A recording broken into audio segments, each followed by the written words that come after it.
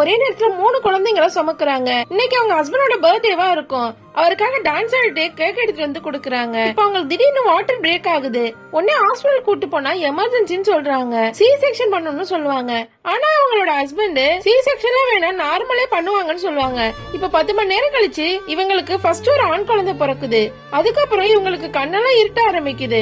இவங்களோட சிச்சுவேஷன் ரொம்ப மோசமாகுது. அதனால இவங்களுக்கு சி செக்ஷன் தான் பண்ணணும்னு சொல்லி டாக்டர் சொல்லிடுறாரு. இப்ப 3 மணி நேரம் கழிச்சு டாக்டர் வராரு. இவர்கிட்ட உங்களோட 2வது குழந்தை ரொம்ப ஆரோக்கியமா பிறந்திருக்கு, ஆனா 3வது குழந்தை உயிரோட இல்ல, இறந்துருச்சுன்னு சொல்றாரு. இது கேட்டு இவருக்கு ரொம்ப கஷ்டமா இருக்கு, ரொம்ப கில்ட்டியாவும் இருக்கு. இப்ப இவரோட 2 குழந்தைங்களை பாத்துட்டு இருக்கப்போ அங்க ஒரு ஃபயர் ஃபைட்டர் வந்திருப்பாரு. அவர் இவர்கிட்ட பேச ஆரம்பிக்கிறாரு. உங்களுக்கு 2 குழந்தையா, வாழ்த்துக்கள்னு சொல்லிட்டு அங்க இருக்க குழந்தை இன்னைக்கு யாருன்னு தெரியல திடீர்னு வந்து எங்களோட ஃபயர் ஸ்டேஷன் முன்னாடி வச்சுட்டு போயிட்டாங்க. குழந்தைய நிலைமை நினைச்சாதான் எனக்கு ரொம்ப கஷ்டமா இருக்குன்னு பேசிட்டு போறாரு. இவருக்கு அந்த குழந்தைய பார்த்தது ரொம்ப கஷ்டமா இருக்கு. இப்ப அந்த குழந்தைய தத்தெடுக்கலான்னு முடிவு பண்றாரு.